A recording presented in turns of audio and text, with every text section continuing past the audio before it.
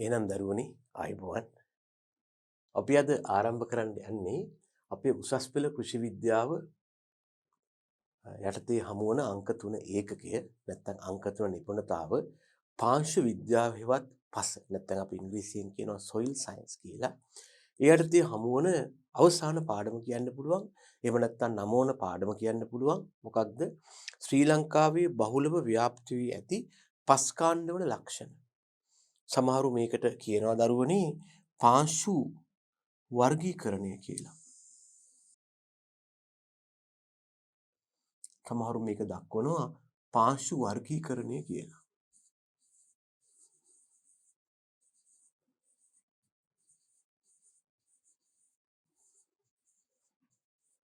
මේ පාංශු වර්ගීකරණයට සමහරු ඉංග්‍රීසියෙන් කියනවා soil taxonomy කියලා.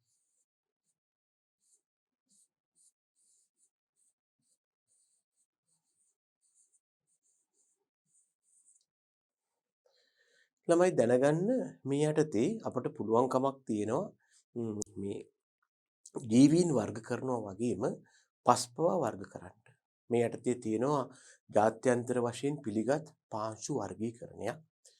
ඒ වර්ගීකරණය යටතේ ශ්‍රී ලංකාවත් IS3 නැත්නම් ජාත්‍යන්තර පාංශු විද්‍යා සම්මේලනයේ සමාජිකත්වයක් දරන නිසා අපිත් ඒ ක්‍රමයට අනුව අපේ රටේ හමු වන පස් ජාත්‍යන්තර පාංශු වර්ගීකරණයට අනුව වර්ග කිරීමක් කරනවා. ඒතර මේ විදිහට පස් වර්ග කරපුවාම අපිට යම් පසක් හඳුනාගත් පසක් විස්තර කරන්න ඒ පසට ගැළපෙන කළමනාකරණ ක්‍රම යොදන්න පහසුයි. මේ අනුව ශ්‍රී ලංකාවේ පස් වර්ගීකරණය කරලා ඒවා සිතියම් ගත කරලායි තියෙන්නේ. මේ නිසා යම් ප්‍රදේශවල හමු වන පස් වර්ග මොනවද කියන එක ගැන අවබෝධයක් තියෙනවා. මේ අවබෝධය යටතේ අවශ්‍යතාව පරිදි අපට පුළුවන් පස් සඳහා වර්ගීකරණ වැඩසටහන අනුව පස් කළමනාකරණ කටයුතු වල යෙදෙන්න. දැනගන්න කෘෂිකර්ම දෙපාර්තමේන්තුව විශාල මෙහෙයක් ඉටු කරනවා මේ පාංශු වර්ගීකරණය සඳහා. මේ යටතේ ප්‍රධාන දායකත්වය ලබා දෙන්නේ කෘෂිකර්ම දෙපාර්තමේන්තුවේ පිහිටලා තියෙන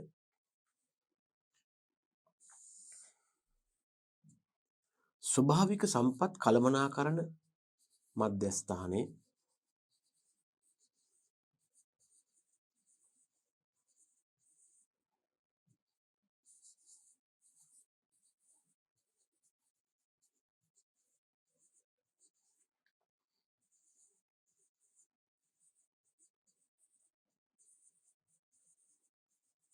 මේකට සමහරු කියනවා NRM Center කියලා. Natural Resources Management Center කියන ආයතනයේ මගින්. මේගොල්ල තමයි මේ සඳහා අවශ්‍ය මඟ පෙන්වීම කරන්නේ. මේගොල්ල ප්‍රධාන වශයෙන්ම එක පැත්තකින් දේශගුණික කලාප වර්ගීකරණය සම්බන්ධයෙන් උනන්දුවක් දක්වනවා. මීට අමතරව ශ්‍රී ලංකාවේ හමු වන පස්කාණ්ඩ සඳහාත් මේගොල්ල මේ බඳු වර්ගීකරණ ඉදිරිපත් කරගෙන යනවා. හරිද? එහෙනම් අපි මේ අනුව බැලුවොත් එහෙම ශ්‍රී ලංකාවේ පාංශු කලාප වර්ගීකරණය ගැන අපි පාඩම් වෙන්නේ ශ්‍රී ලංකාවේ ප්‍රධාන පස්කාණ්ඩ හා ඒවායේ කෘෂිකාර්මික විභවය ගැනයි. මේ අර්ථය අපිට කියන්න පුළුවන් පාංශුජන්‍ය ක්‍රියාවලිය හා එමගින් ඇතිවන පස් වර්ගවල ලක්ෂණ වලට ප්‍රධාන වශයෙන් බලපෑම් ඇති කරන දේශගුණ සාධක දෙකක් තියෙනවා. දැන් අපි ගත්තොත් එහෙම පාංශුජනනය කෙරේ බලපාන සාධක පහක් තියෙනවා. මොනවද? මාතෘ ද්‍රව්‍ය, කාලය, භූෂමතාව, දේශගුණ හා ජෛව සාධක. ඔබට මතක ඇති පාංශුජනනය කෙරේ බලපාන සාධක පහක් අපට දක්වන්න පුළුවන්. පාංශුජනන සාධක කියලා අපි කියමු.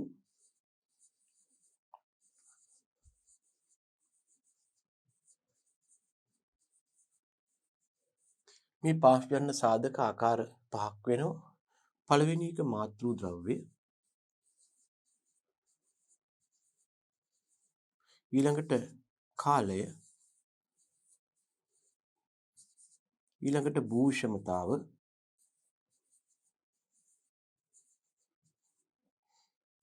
ඊළඟට දේශගුණ සාධක,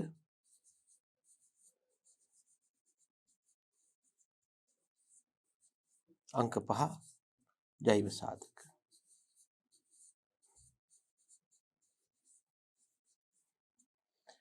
මෙන්න මේ සාධක විවිධ ආකාරයෙන් ක්‍රියාත්මක වන නිසා තමයි දරුවනේ ලැබෙන විවිධ පස් වර්ග එකිනෙකාගෙන් වෙනස් වෙන්නේ.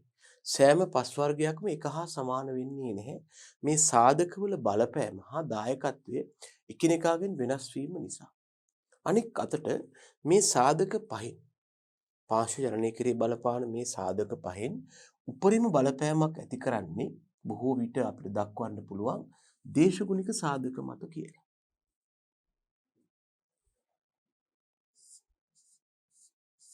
මොකද ප්‍රධාන වශයෙන් දේශගුණය හා ජෛව සාධක තමයි පාර්ශ්ව ජනනය කෙරෙහි වැඩි ක්‍රියාකාරීත්වයක් හෙවත් බලපාන සක්‍රීය සාධක වෙන්නේ. අනික් සාධක සියල්ලටම අපි කියන්නේ අක්‍රීය සාධක කියලා. මේ සක්‍රීය සාධක වලිනුත් දේශගුණය හා ජෛව සාධක කියන සක්‍රීය සාධක දෙකිනුත් වැඩිම බලපෑමක් එල්ල කරන්නේ දේශගුණ සාධක. මේ දේශගුණය යටතේ උපරිම බලපාන දැන් දේශගුණය කිව්වහම මේ යටතේ හමු වෙනවනේ විවිධ කරුණු කාරණා මොනවද? වර්ෂාපතනයේ උෂ්ණත්වය ආලෝකයේ ආර්ද්‍රතාව සුළඟ නැත්නම් වාෂ්ප උත්සේදනය. මේ යටතේ දේශගුණික සාධක වලිනුත් උපරිම බලපෑමක් ඇති කරනවා. එක පැත්තකින් වර්ෂාපතනය අනික් පැත්තෙන් උෂ්ණත්වය.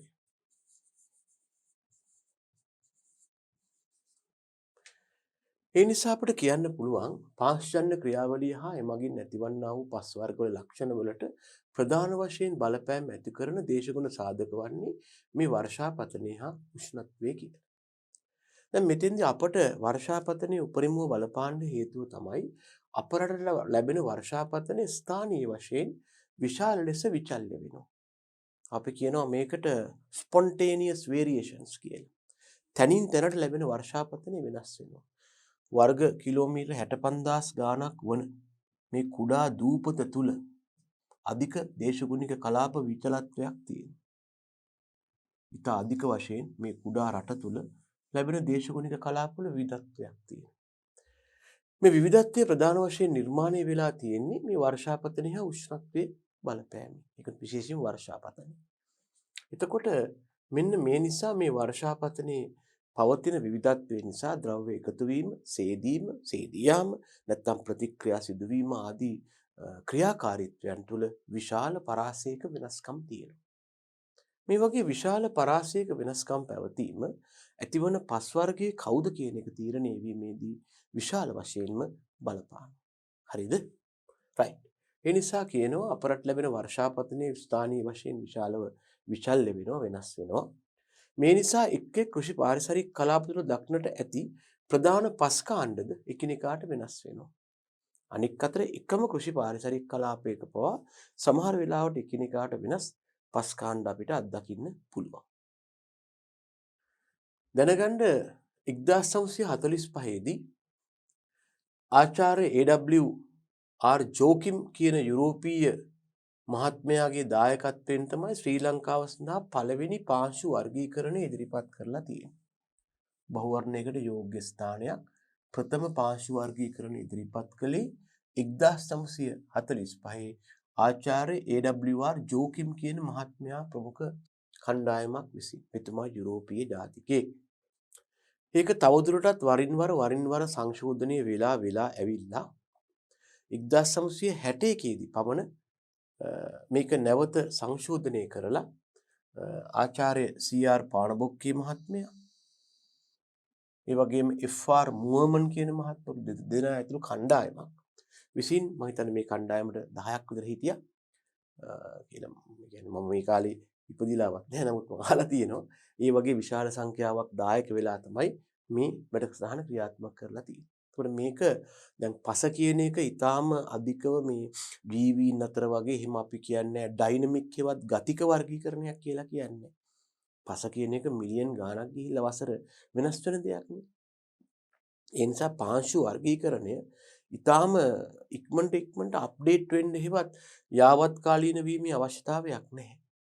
නමුත් දැන් දේශගුණය ගත්තාම ඊට වඩා ඒක අප්ඩේට් කරන්න වෙනවා. දේශගුණය තුළ යම් වෙනස්කම් සිද්ධ වෙනවා, විශේෂයෙන්ම මේ මෑත කාලේ ඉඳලා සිදුවන දේශගුණ විපර්යාසත් එක්ක. හැබැයි පස තුළ ඒ තරම් අධික විවිධත්වයක් අපි අත්දකින්නේ නැහැ. ඒ නිසා ඊට කෙටි කාල පරාසවලින් පස අප්ඩේට් වෙන්න අවශ්‍යතාවයක් නැහැ. පසක් පිළිබඳව ගොඩනැගූ වර්ගීකරණය. එහෙම එකක් තියෙනවා. කොහොම වුණත් මෙන්න මේ වර්ගීකරණය තමයි මේකට සමහර කියනවා පානබුක්කේ මූවමන්ට් ක්ලාසිෆිකේෂන් කියලා. මේ ආශ්‍රිතව ගොඩනගාගත්තු වර්ගීකරණයක් තමයි අද භාවිතා වෙන්නේ. දැනගන්න මට තව දෙයක් කියන්න කැමතියි මේ විශේෂයෙන්ම කෘෂිකර්ම දෙපාර්තමේන්තුවට අමතරව ශ්‍රී ලංකාවේ තේ රබර් පොල් කියන පර්යේෂණ ආයතනත් ඒගොල්ලන්ගේ කටයුතු වලට ගැලපෙන විදිහට පාංශු වර්ගීකරණය ගැන ලොකු දායකත්වයක් ලබා දෙනවා. විශේෂයෙන්ම ශ්‍රී ලංකා රබර් පර්යේෂණ ආයතනය. ඒගොල්ල ගොඩාක් මේ පාංශු වර්ගීකරණය ගැන වැදගත් කොට සලකනවා. ඒගොල්ල වෙන එකක් තියා ශ්‍රී ලංකාවේ රබර් වගා කරන්න පුළුවන් පස් කියලා පස් කාණ්ඩ කීපයක් හඳුනාගෙන තියෙනවා. ඒගොල්ල ඔය පාරම්බේ සීරීස් ඉතින් ගියාම ඒ වගේ ඒගොල්ල ගාව වෙනම වර්ගීකරණයක් තියෙනවා. හෝමගම සීරීස් ආදී වශයෙන් ඒගොල්ල වෙනම වර්ගීකරණයක් අනුගමනය කරනවා රබර් වගාව සම්බන්ධයෙන්. හැබැයි ඒගොල්ලන්ගේ වර්ගීකරණය පවා ගොඩනගලා තියෙන්නේ අර මම මුලින් කිව්ව මේ මූවමන්ට් ක්ලාසිෆිකේෂන් මූවමන්ට් ඇන්ඩ් පානබුක් ක්ලාසිෆිකේෂන් එකට අනුව තමයි ඒගොල්ලෝ මේ වර්ගීකරණයක් හදාගෙන තියෙන්නේ. ඒ යටතේ ඒගොල්ලෝ රබර් වගාවට යොදා ගන්න පුළුවන් පස් වර්ග යම් පස් වර්ග වල තියෙන ඌනතාවයන් මොනවද සුලභතාවයන් මොනවද පස කළමනාකරණය කරන්නේ කොහොමද කියන එක ගැන දිගුකාලීනව සලකා බලනකට හේතුව තමයි වී වගාවටත් වඩා තේ රබර් පොල් කියන වගාවන් දිගුකාලීන වගාවන්. එතකොට පසකට නොගැලපෙන විදිහට භෝගයක් යෙදුවොත් පසේ වර්ගීකරණ නොසලකා පසේ ජන්මයේ නොසලකා නොගැලපෙන භෝගයක් එතන ස්ථාපනය කළොත් ඒක ඊටාම හානිදායක වෙන්න පුළුවන්. ඒක නිසා ඒගොල්ලෝ ගොඩක් ඒ ගැන සලකා බලනවා. හරි? හොඳයි. මෙරට අපේ රටේ භාවිතා වන පානබොක්කේ මූවමන්ට් වර්ගීකරණයට අනුව ශ්‍රී ලංකාවේ අපිට කියනවා මේවට මේ ග්‍රේට් සොයිල් ගෲප්ස් එවත් මහා පාංශු කාණ්ඩ 14ක් හෙවත් ප්‍රධාන ඝන 14කට බෙදලා තියෙනවා. අපි මේ අන්ඩර්ලයින් කරලා තියෙන්නේ අන්න ඒවා තමයි අපිට පොඩ්ඩක් වැදගත් වෙනවා. රතු දුඹුරු පස, චූර්ණමය නොවන දුඹුරු පස, රතු කහ පොඩ්සොලික් පස, චූර්ණමය උපගණය, රතු දුඹුරු ලැටසොලික්, පර්ණතන වූ දුඹුරු ලෝම, සොලොඩයිස් ඇන්ඩ් සොලොනයිට්ස් නැත්නම් සොලොනෙට්ස් පස, ගෘමුසෝල් පස, රෙගසෝල් පස, හැල් සහ අර්ධ හැල් පස, දුර්වල ජල වහනතා දියසිලු පස, දියලු පස, තෘණ පිට්ටනි පොඩ්සොලික් පස, ප්‍රෙන්ට්සිනා පස ආදී වශයෙන් තියෙනවා අපට වැදගත් වෙන පස්කාණ්ඩ 14ක්. එතකොට අපි මෙන්න මේ පස්කාණ්ඩ 14න් අපි අපේ මට්ටමේදී විශේෂ අවධානයක් යොමු කරන්න යෝජනා කරනවා මේ තෝරාගත් පාංශු කාණ්ඩ 6කට. මොනවද මේ පාංශු කාණ්ඩ 6? රතු දුඹුරු පස, රතු කහ පොඩ්සොලික් පස, චූර්ණමය නොවන දුඹුරු පස, රතු කහ ලැටසෝල් පස, දියලු පස හා දිය සිලු පස. එතකොට දැන් මේ යටතේ අපි දල වශයෙන් අවධානය යොමු කරන්න යන්නේ මේ පස් වර්ග කවුද? මේගොල්ල කොහෙද ඉන්නේ? ලංකාවේ කොයි වගේ ප්‍රදේශවලද මේ පස් වර්ග ව්‍යාප්ත වෙලා තියෙන්නේ? එතකොට මේ ව්‍යාප්තිය අනුව මේ පස්වල තියෙන භෞතික, රසායනික හා ජෛවීය ලක්ෂණ මොන වගේද? මේ ලක්ෂණ යටතේ මේ පස් පරිහරණය හෙවත් කළමනාකරණය කරන්න ඕනන්නේ කොහොමද? ඒ වගේම මේ පස්වල වගා කළ හැකි භෝග මොනවාද? ආදී දේවල් ගැනයි මේ කතා කරන්න බලාපොරොත්තු වෙන්නේ. හරිද දරුවනි? අපි එනවා මේකෙන් පළවෙනි පස් වර්ගයට. මේකට අපි කියනවා රතු දුඹුරු පස නැත්නම් reddish brown earth. එහෙම නැත්නම් reddish brown soil නැත්නම් reddish brown earth. ඒකයි මෙතන earth කියන්නත් පුළුවන් soil කියන්නත් පුළුවන්. මේකට කෙටි නාමය තමයි RBE. දැනගන්න ශ්‍රී ලංකාවේ බහුලවම දක්නට ලැබෙන පස් කාණ්ඩය තමයි මේ රතු දුඹුරු පස. ඒකට හේතුව තමයි මේක වියලි කලාපයේ හමුවන ප්‍රධානම පස් කාණ්ඩය වෙනවා. අපි ගත්තොත් ශ්‍රී ලංකාවේ භූමි වර්ගඵලයෙන් වැඩිම ප්‍රමාණයක් ආවරණය වන්නේ වියලි කලාපයෙන්නේ. ඒ නිසා වියලි කලාපයේ හමුවන ප්‍රමුඛතම පස තමයි රත් දුඹුරු පස. ඒ නිසා ඉබේම ලංකාවේ වැඩිම බිම් ප්‍රමාණයක් පුරා පැතිරුණු පස රතු දුඹුරු පස වෙනවා තමයි. හරිද? එතකොට මේ පස වියලි කලාපයේ විවිධ ප්‍රදේශවල දක්නට ලැබෙනවා. මේ උදාහරණ කීපයක් විතරයි අරන් තියෙන්නේ. වවුනියාව, හම්බන්තොට, අනුරාධපුර, ඒ විතරක් නෙවෙයි පොළොන්නරුව,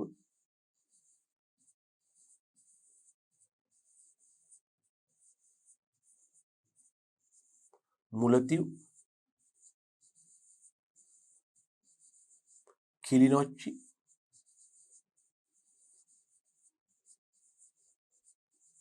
ඔය මඩකලපුව අම්පාර ත්‍රිකුණාමලය ඔය වගේ දිස්ත්‍රික්කවලත් කොටසක තියෙනවා මේක. සම්පූර්ණයෙන්ම නෙමෙයි වෙන වෙන පස් වර්ගයක් තියෙනවා. මේකත් තියෙනවා. මම මේ නිකමට කිව්වේ මේ පස් වර්ග ලංකාවේ විශාල ප්‍රදේශයක් පුරා පැතිරලා තියෙනවා. ඊට මූලිකම ලක්ෂණයක් වෙන්නේ පාංශු පැතිකඩෙහි කලාප OABCR ආදී කලාප පැහැදිලිව හඳුනා ගන්න පුළුවන්. සමහර පාංශු පැතිකඩවල තියෙනවා ඒවායේ ඔය ලේයර්ස් ඒවත් ස්තර එච්චර පැහැදිලි නෑ. නමුත් මේකේ ඉතා පැහැදිලිව හඳුනා ගන්න පුළුවන්. මේ යටතේ හමු වෙන එක ලක්ෂණයක් තමයි එයාගේ මතු පිට පස තද දුමුරු පාට වෙනවා. ඒකට පොඩ්ඩක් යටින් තියෙන පස රතු පාට වෙනවා. උඩ පස දුමුරු පාටයි යට පස ටිකක් ඊට වඩා රතු පාටයි. රතු දුමුරු පස අධික හිරියලියට භාජනය වීමෙන් කාබනික ද්‍රව්‍ය පිලිස්සලා යනවා. ඒ වගේම නයිට්‍රජන් වියෝජනය වීම නිසා පස කාබනික ද්‍රව්‍ය හා නයිට්‍රජන් වලින් හීන වෙනවා. මෙන්න මෙහෙම පොඩි ප්‍රායෝගික ගැටලුවක් තියෙනවා. මේ පස වැඩිපුරම හමු වෙන්නේ වියලි කලාපයේ. වියලි කලාපයට වැඩි උෂ්ණත්වයක් වැඩි සූර්යාලෝකයක් පවතිනවා. ඒ ලැබෙන වැඩි උෂ්ණත්වය හා සූර්යාලෝකයේ යටතේ මේකේ තියෙන කාබනික ද්‍රව්‍ය පිලිස්සී යනවා. ඒ නිසා මේක ගොඩාක් කාබනික ද්‍රව්‍ය වලින් පොහොසත් පසක් නෙවෙයි උෂ්ණත්වය නිසා ඒක පසේදී වියෝජනය වෙනවා. අනික් අතට මේ ලැබෙන නයිට්‍රජන් සමහර වෙලාවට පසේ තියෙන නයිට්‍රජන් පසේ නයිට්‍රජන් තියෙන්න පුළුවන් ඇමෝනියා විදිහට. මේ ඇමෝනියා අධික උෂ්ණත්වය යටතේ වාෂ්ප වෙන්න පුළුවන්. එහෙම නැත්නම් නයිට්‍රේට් වශයෙන් තිබුණත් එයා නයිට්‍රී හරණය මගින් අණුක නයිට්‍රජන් වශයෙන් වියෝජනය වෙන්න පුළුවන්. මේ වැඩි උෂ්ණත්වයත් එක්ක ඒ බඳු වාෂ්පීකරණ ගැටලු මේ පසේ තියෙනවා. හැබැයි ඒ නිසා මේ පස ටිකක් විතර නයිට්‍රජන් වලින් හීන පසක් වෙනවා. රතු දුමුරු පස. කාබනික ද්‍රව්‍ය වල පොඩි ගැටලුවක් තියෙනවා. නයිට්‍රජන් හීනතාවක් තියෙනවා. හැබැයි ඉතින් පොටෑසියම් නම් ප්‍රමාණවත්ව තියෙනවා. පොටෑසියම් නම් එහෙම අවුලක් නැහැ. පසේ පොටෑසියම් ප්‍රමාණවත්ව තියෙනවා. ඒ වගේම වර්ෂාපතනයේ සාපේක්ෂව අඩු ප්‍රදේශවලයි මේක පිහිටලා තියෙන්නේ. එතකොට මොකද වෙන්නේ? මතුපිට පසේ තියෙන කැටායන පහළ ස්තරවලට ශරණය වීම අඩුයි. දැන් අධික වර්ෂාව යටතේ වෙන්න පුළුවන් දෙයක් තමයි පසේ තියෙන උඩ තියෙන ඒවා වර්ෂාව සමග පහළට සේදීගෙන යනවා. මේකට අපි කියනවා ලීචින් හෙවත් ශරණය කියලා. හැබැයි මේ ප්‍රදේශවල වර්ෂාව අඩු නිසා මොකද වෙන්නේ? ඉහළ තියෙන කැටායන පහළට සේදිලා යන්නේ නැහැ. ඒ නිසා මේ පස ගොඩාක් ආම්ලික නැහැ. pH වගේ උදාසීන තත්වයෙන් ඉන්නවා. සමහර පස්වල වෙන්නේ මොකක්ද? අධික වර්ෂාව යටතේ බාෂ්මික කැටායන සේදී යාමෙන් පස ටිකක් විතර ආම්ලික පැත්තට බර වෙන්න බලනවා. නමුත් මේ පසට ලැබෙන වර්ෂාව ගොඩක් නැති නිසා වියලි කලාපයේ හන්දා එහෙම කැටායන නැත්නම් බාෂ්මික කැටායන සේදී යාම නිසා පස ආම්ලික වීමට තියෙන නැඹුරුතාව අඩු වෙනවා. ඒ නිසා pH එකේ උදාසීන මට්ටමක තමයි තියෙන්නේ. ඒක හොඳ තත්ත්වයක්. බෂ්ම සංතෘප්තිය කියලා කියන්නේ පසේ තියෙන මුළු කැටායන හුවමාරු කැටායන ප්‍රමාණයෙන් බාෂ්මික නැත්නම් බෂ්මකාර කැටායන ප්‍රතිශතය මේක 60ත් 90ත් අතර වෙනවා. බහුලම කැටායනය කැල්සියම්. දැනගන්න කැල්සියම් බහුලව තියෙන පස්වල භෞතික ලක්ෂණ තරම් අයහපත් නැහැ. හේතුව තමයි කැල්සියම් මගින් විහුව බන්ධනකාරක ඇති කරලා පසේ විහුව ගොඩනගනවා. හැබැයි මෙයා සෝඩියම් වුණා නම් මීට වඩා නරක තත්වයක් වෙන්න තිබුණා. පසේ බහුලවම කැටායනය කැල්සියම් වෙනවා. ඒ වගේම මෙන්න මේ පසේ ආවේනික ලක්ෂණයක් තියෙනවා. මේ පසේ බී කලාපයේ විවිධ ගැඹුරු මට්ටම් වලට විහිදලා ගිය තිරුවානා ගල් තට්ටුවක් තියෙනවා. මෙන්න මෙහෙම ගැටලුවක් ඔය පස්වල තියෙනවා. සමහර වෙලාවට මේ වැඩසටහනට අපිත් එක්ක සම්බන්ධ වෙන ඔය වියලි කලාපීය ප්‍රදේශවල දුවල පුතාලට මේ අත්දැකීමත් ඇති. හිතන්නකො මේ තියෙන්නේ පොළොව මට්ටම කියලා. පොළොව මට්ටමට පහළින් මේ පසේ ළමයෝ ගමන් කරනවා. පොළොව මට්ටමට පහළින් මේ පසේ ටිකක් යටින් ගමන් කරනවා. නිකන් තරංගාකාර වාගේ ඔන්න ඔහොම වෙනවා. ආය ඔහොම වෙනවා. එකම මට්ටමකින් නෙමෙයි මේක තියෙන්නේ. මෙන්න මේ වාගේ තිරිවානා ගල් තට්ටුවක් තියෙනවා.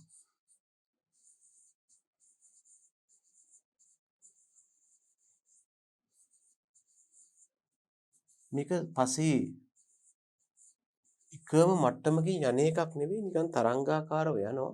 පැතිකඩකුණත් මේ වාගේ පේනවා නිකන් තරංගාකාරව. සමහර වෙලාවට ඔයා ඔය පොල් පැලයකට නැත්නම් පළතුරු පැලයකට වලක් හරද්දී මේක හම්බ වෙනවා. හැබැයි මේක ශාකවල මූල වර්ධනයේට ඒ වගේම වැඩිපුර ජලයේ බැස යාමට කිසියම් ආකාරයක භෞතික බාධකයක් එල්ල කරනවා. ඒකත් පොඩ්ඩක් මතක තියාගන්න. මේක තියෙන්නේ පසේ තියෙන B කලාපයේ. මේ තිරිවානා ගල් තට්ටුව තියෙන ළමයි මේ පසේ තියෙන B කලාපයේ වීම විශේෂත්වයක්. හරිද? ඒකත් හොඳට මතක තියාගන්න.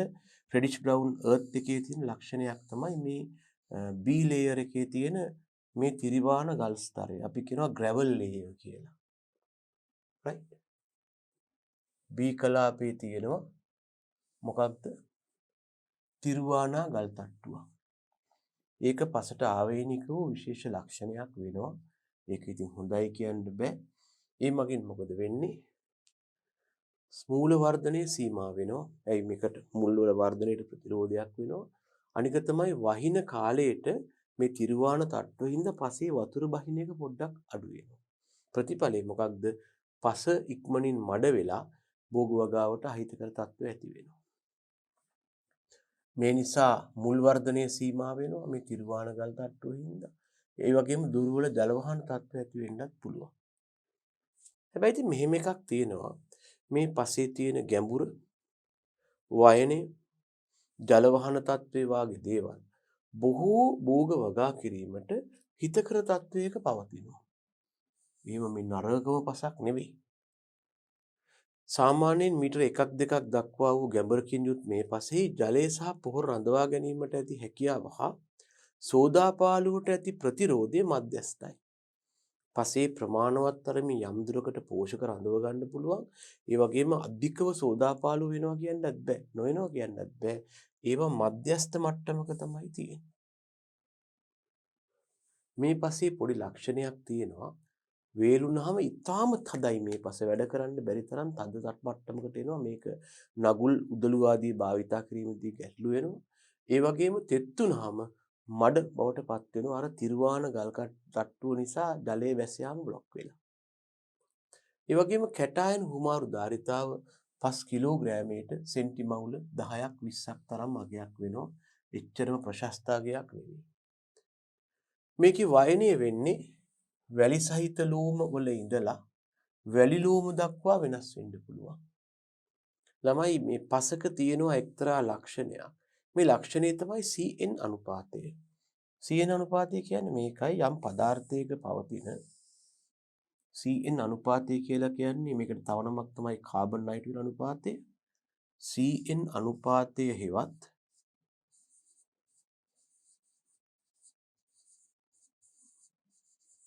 කාබන් නයිට්‍රජන් අනුපාතය කියන්නේ කිසියම් පදාර්ථයක පවතින ඔක්සිජන් සමග බැඳිය හැකි හෙවත් ඔක්සිකාරක ඔක්සිජන් සමග බැඳෙන්න පුළුවන් හෙවත් ඔක්සිකාරක විය හැකි කාබන් ප්‍රමාණයත් ඔක්සිජන් සමග බැඳිය හැකි හෙවත් ඔක්සිකාරක විය හැකි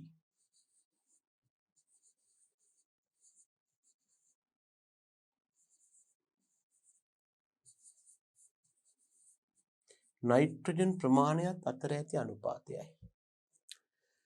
දැනගන්න මෙතන ඔක්සිකාරක කාබන් යම් ඒකකයකින් දක්වන්න පුළුවන්. ඒ වගේම ඔක්සිකාරක නයිට්‍රජනුත් ඒකකයකින් දක්වන්න පුළුවන්.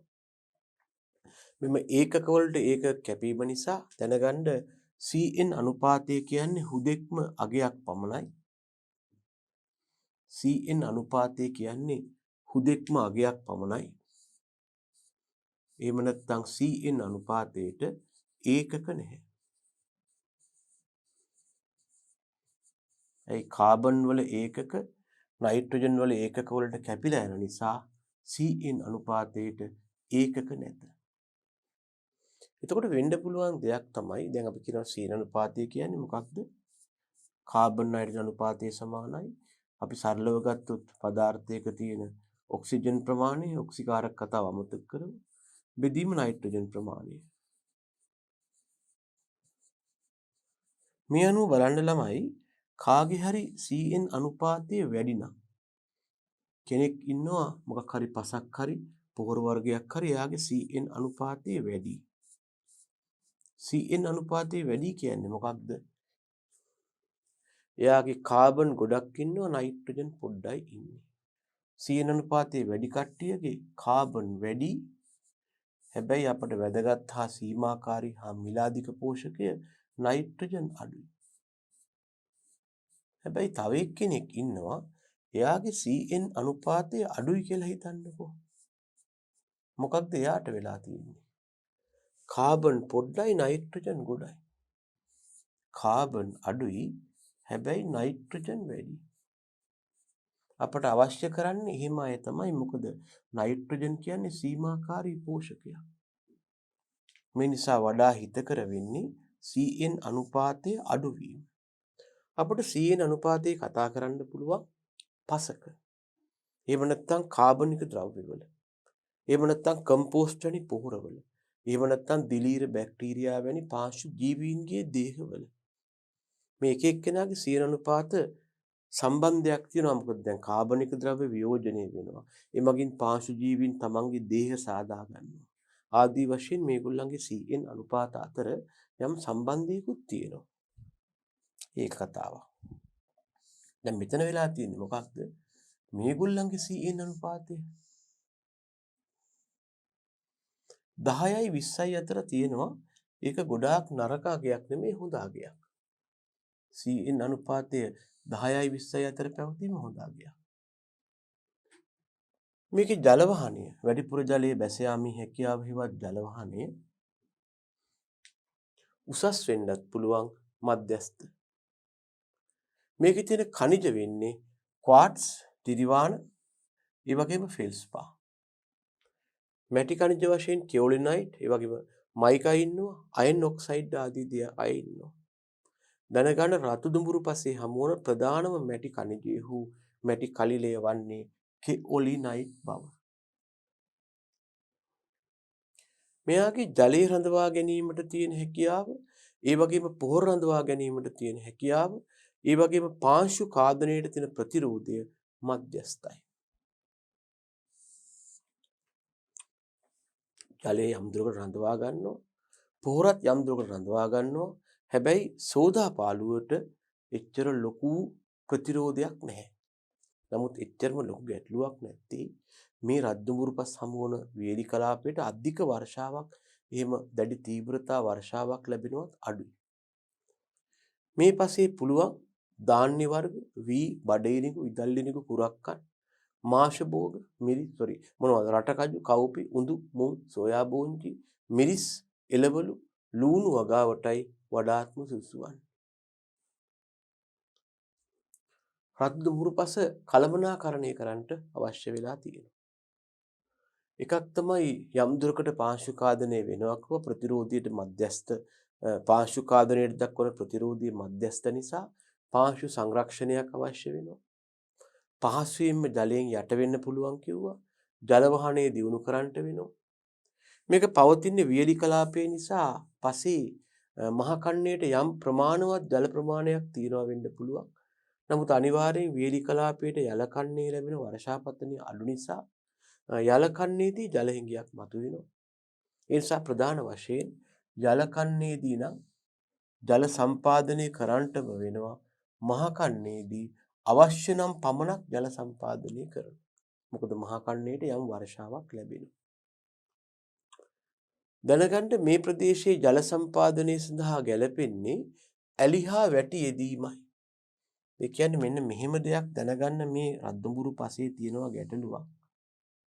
මේ පස සම්පූර්ණයෙන්ම ජලයෙන් යට කළ විට රත්දුඹුරු පසේ තියෙන නරක ලක්ෂණයක් තමයි ජලයෙන් යට කළ විට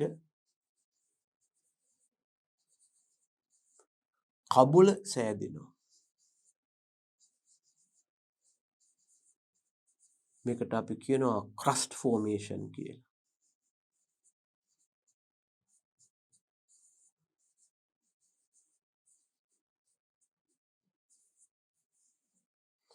ඒ කියන්නේ පසේ තියෙන ජලය යට කරපු හැටි පසේ තියෙන මැටි ටික වෙනම ඇවිල්ලා පස මත පිට නිකන් තට්ටුවක් වගේ මිදෙනවා.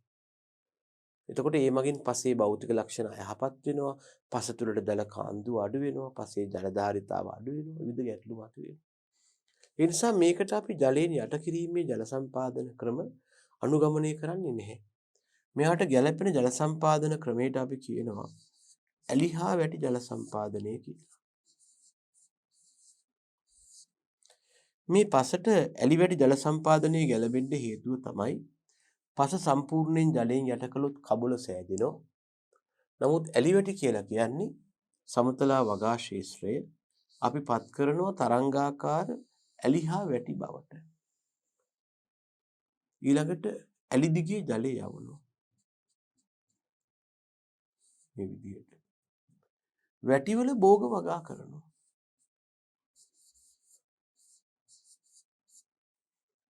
එතකොට ඇලියේ ගමන්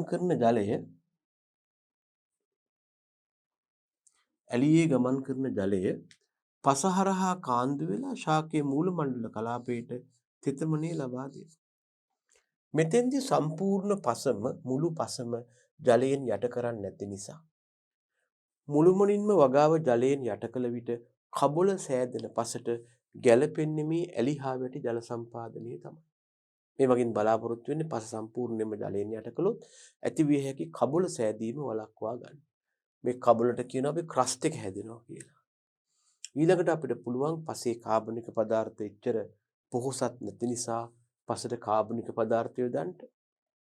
අනික් අතට වියලි කලාපය නිසා වාෂ්පීකරණ ජල හානිය අධිකයි. ඒක වළක්වන්න වසුන් කරන්නටත් පුළුවන්. අපි කතා කළේ රතු දුඹුරු පස ගැනයි. රෙඩිෂ් බ්‍රවුන් අර්ත් එක ගැනයි ඔය කතා කළේ. තව එකක් කරන්න පුළුවන් පාංශු කාදනයට දක්වන ප්‍රතිරෝධී මධ්‍යස්ථ නිසා තද වැස්සත් එක්ක වැඩ කරන්න එපා. තද වැසි මග හැරලයි පිම් සකස් කරන්න. ඒ වගේම වී වගාව ඇරුණාම වෙනත් කිසියම් විටක පස මඩ කරන්න එපා. පසේ ජල වහනය තවත් දුර්වල වෙලා වගුරු තත්ත්ව ඇති වෙනවා. නමුත් වී වගාවට මඩ පසක් අවශ්‍ය නිසා වී වගාවට එහෙම කළාට කමක් නැහැ. ඒ වගේම වගාවේ නැත්නම් පසේ තියෙන වල් පැල ටික මර්ධනය කරලා තියන්න. එහෙම නැත්නම් වල් පැල හානිය ඉහළ යන්න බලනවා.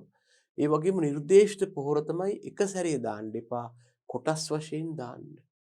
ළමයි නිර්දේශිත පොහොර ප්‍රමාණය එක්වර නොයොදා කොටස් වශයෙන් යොදනවට අපි කියනවා ස්ප්ලිට් ඇප්ලිකේෂන් කියලා.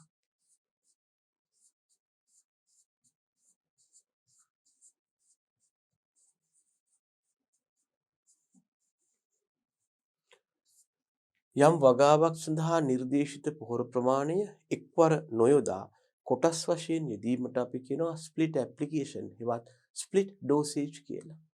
දැන් වෙලා තියෙන්නේ මේ පස්වල පෝෂක රඳවා ගැනීමේ ධාරිතාව නැත්නම් කැටායන හුමාරු ධාරිතාව විශාල අගයක් නෙවෙයි. ඒ නිසා මොකද වෙන්නේ? වර්ෂා කාලයේදී පසට අධිකව පොහොර හෙවත් පෝෂක ලබා දුන්නොත් ඒ ලබා දෙන පෝෂක ශාකයට පාලනය කරන්න බැරි විදිහට නැත්නම් අපට පාලනය කරන්න බැරි විදිහට සේදී යනවා. නමුත් කොටස් වශයෙන් යොදපුවාම එක කොටසක් යොදනවා සේදී යාමේ හැකියාව අඩුයි ශාක උරා ගන්නවා ආයෙ තව ටික දවසකින් තවත් කොටසක් උරනවා. ඒ මගින් පොහොර භාවිත කාර්යක්ෂමතාව වැඩි කරන්න පුළුවන්.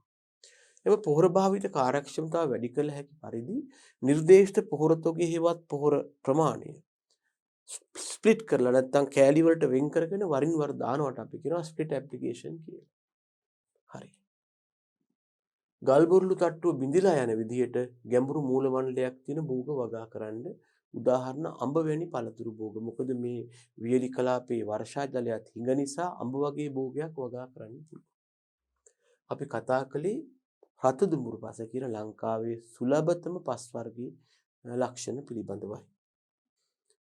දෙවෙනි පස් වර්ගයට අපි කියනවා රතු කහ පොඩ්සොලික් පස නැත්නම් රෙඩිෂ් yellow පොඩ්සොලික් soil කියලා. පොඩ්සොලීකරණය නම් ක්‍රියාව මගින් සෑදී ඇති මෙම පස් කාණ්ඩය මුළු තෙත් කලාපයේ පුරාම උච්චත්වයෙන් ඉහළ හා පහළ සෑම ප්‍රදේශයකම තියෙනවා. දැන් මෙතෙන්දි පොඩි ප්‍රශ්නයක් තියෙනවා. මොකක්ද මේ පස සෑදීමට දායක වුණු පොඩ්සොලීකරණය කියන්නේ කියලා. ළමයි දැනගන්න විවිධ පස් වර්ග සෑදීමට දායක වන ප්‍රතික්‍රියාවන් තියෙනවා. උදාහරණයක් තමයි ලවණීකරණය.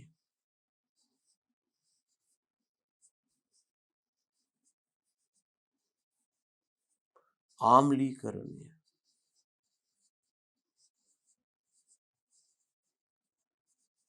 ලැටරීකරණය.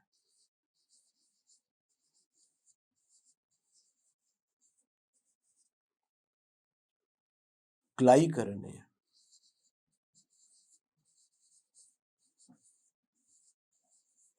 මෙන්න මේ වගේ පස් සෑදීමේ අපිට මෙතෙන්දී අහලා තියෙන යාන්ත්‍රණය තමයි පොඩ්සොලීකරණය.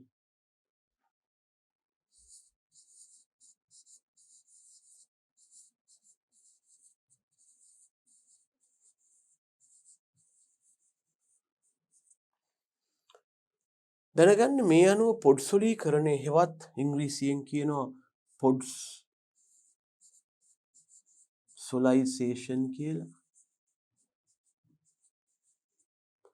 පොඩ්සොලයිසේෂන් කියලා කියන්නේ විශේෂ පස් සෑදීමේ ක්‍රියාව. දැන් මේ ලවණීකරණය කියන්නේ ලවණ පස් හැදෙන විදිය, ආම්ලීකරණය කියන්නේ ආම්ලික පස් හැදෙන විදිය, ලැටරීකරණය කියන්නේ ලැටරයිට් හෝ ලැටරිටික් පස් හැදෙන විදිය, ග්ලයිකරණය කියන්නේ ග්ලයි කියන පස් වර්ගය හැදෙන විදිය, පොඩ්සොලීකරණය කියන්නේ ඒ වාගේ පොඩ්සොලික් පස් හැදෙන ආකාරය. ළමයි දැනගන්න මේ පොඩ්සොලීකරණය 100%ක්ම ලාංකීය තත්ත්වයට සිද්ධ වෙන්නේ නැහැ. ඒකට විශාල අඩු උෂ්ණත්වයක් අවශ්‍ය වෙනවා. ඒ තරම් අඩු උෂ්ණත්වයක් ලංකාවේ ඇත්තටම නැහැ. මේ නිසා සැබෑම පොඩ්සොලීකරණය ලංකාවේ සිදු වෙන්නේ නැති වුණාට ඊට බොහෝ දුරට සමාන ක්‍රියාවක් අපේ රටේ ක්‍රියාත්මක වෙනවා. ඒකටත් අපි කියන්නේ පොඩ්සොලයිසේෂන් හෙවත් පොඩ්සොලීකරණය කියලා. දැන් ළමයි මේ පොඩ්සොලීකරණ ප්‍රතික්‍රියාව සිදු වුණ කාලයට නැත්නම් මේ ප්‍රතික්‍රියාව සිදු වීමට අවශ්‍ය මූලික තත්ත්ව තියෙනවා. ඒ තත්ත්ව ලැබුණොත් විතරයි මේ ප්‍රතික්‍රියාව සිද්ධ වෙන්නේ.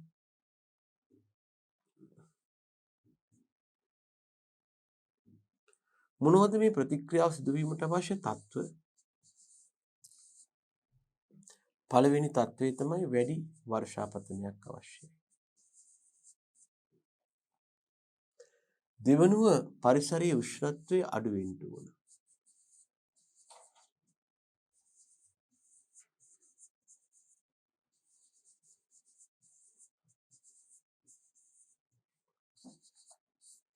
ඒ වගේම තාම පසක් ලැබිලා නැහැ. තාම ඉන්නේ මාතෘ ද්‍රව්‍ය, රළු මාතෘ ද්‍රව්‍ය තියෙන්න ඕන. පළු හෙවත් සිලිකා අධික.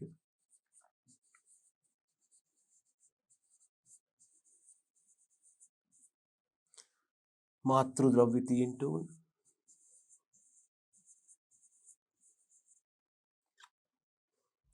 ඒ වගේම අපිට මේ වාගේ ස්ථානයක හමු වෙන්න ඕන තෘණ වගා ගහනයක්.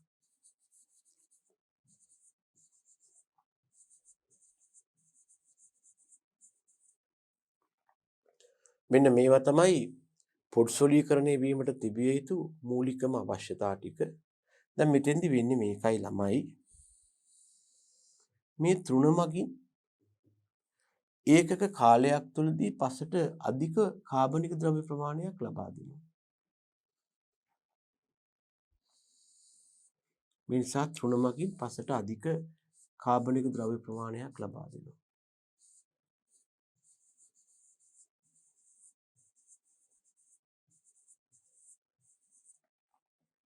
හැබැයි අඩු උෂ්ණත්වය නිසා මොකද වෙන්නේ? මේ කාබනික ද්‍රව්‍ය වියෝජනය වන්නේ හිමි. උෂ්ණත්වය අඩු වෙච්චාම කාබනික ද්‍රව්‍ය වියෝජන ප්‍රතික්‍රියා අඩු වෙනවා. ඒ නිසා කාබනික ද්‍රව්‍ය ප්‍රමාණයක් ලැබෙනවා වගේම සිද්ධ වෙන්නේ මොකක්ද? මේවා සෙමින් වියෝජනය වෙනවා.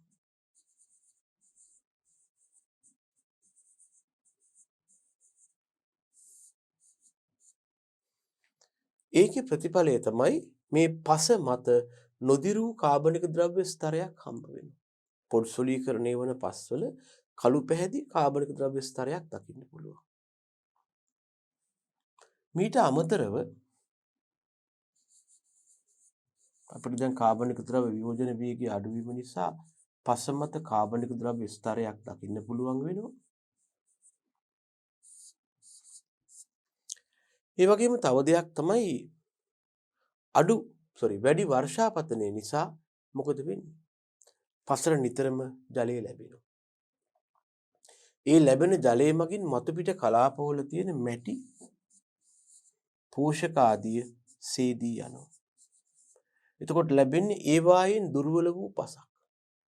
අනික් අතට උෂ්ණත්වය අඩුවීම නිසා මේ කාබනික ද්‍රව්‍ය වියෝජනය වන්නේ අර්ධව. කාබනික ද්‍රව්‍ය අර්ධව වියෝජනය වුණාම ඇති කරන්නේ කාබොක්සිලික් අම්ල. කාබනික ද්‍රව්‍ය අර්ධව වියෝජනය වුණාම ඇති කරන්නේ